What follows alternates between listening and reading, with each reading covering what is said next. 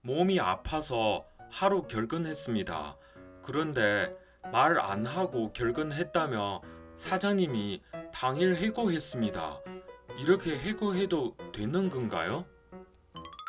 질문자 입장에서는 얼마나 아팠으면 연락도 못하고 회사를 못 갔을까 싶지만 일단 무단결근은 근로자의 비위행위로서 해고의 사유에 해당할 수 있습니다.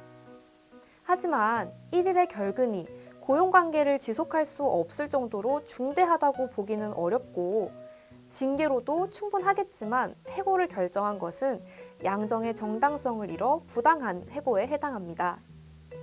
또한 당일 구두로 통보한 것이 내부 규정상 절차를 위반했다거나 해고를 서면으로 통지하지 않았다면 절차의 정당성도 결한 부당한 해고라고 판단할 수 있습니다.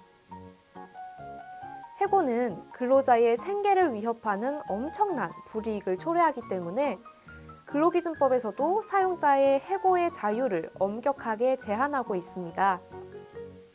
사용자가 근로자를 해고하기 위해서는 해고의 사유, 양정, 절차에 있어 모두 정당성을 확보해야 합니다. 세 가지 요건 중 어느 하나라도 결한 경우라면 부당해고에 해당합니다. 저는 산재 사고를 당해 2개월 요양했습니다. 그중 한 달은 본국에 다녀왔고요. 그런데 사업장에 복귀했더니 회사에서 퇴사 처리했습니다. 어떻게 해야 할까요?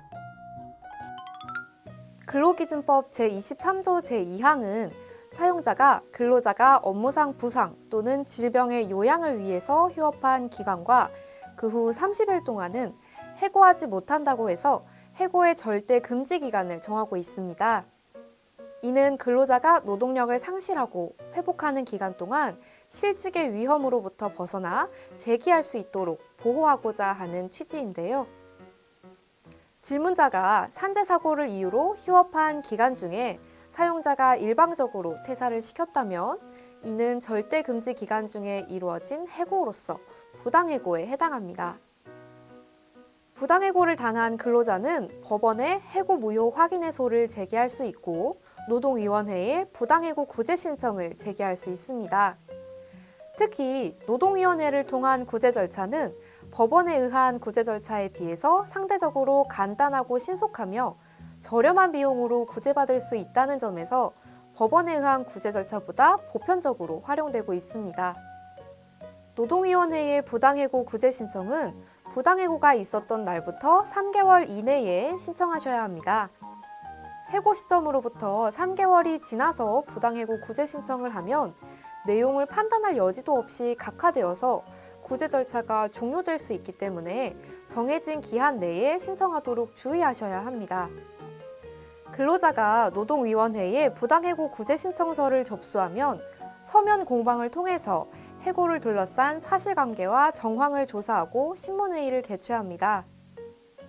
부당해고에 해당한다는 판정이 결정되면 사용자는 근로자가 해고 기간 동안 근로를 제공했다면 받을 수 있었던 임금, 상당액 이상의 금품을 근로자에게 지급하고 근로자를 원직에 복직시켜야 합니다. 사용자가 이를 이행하지 않는 경우 노동위원회는 1회 2천만 원 한도로 최대 2년 동안 4회 안에서 8천만 원까지 이행 강제금을 부과할 수 있기 때문에 사용자는 이행 강제금을 부담하지 않기 위해 근로자를 원직 복직시키게 됩니다.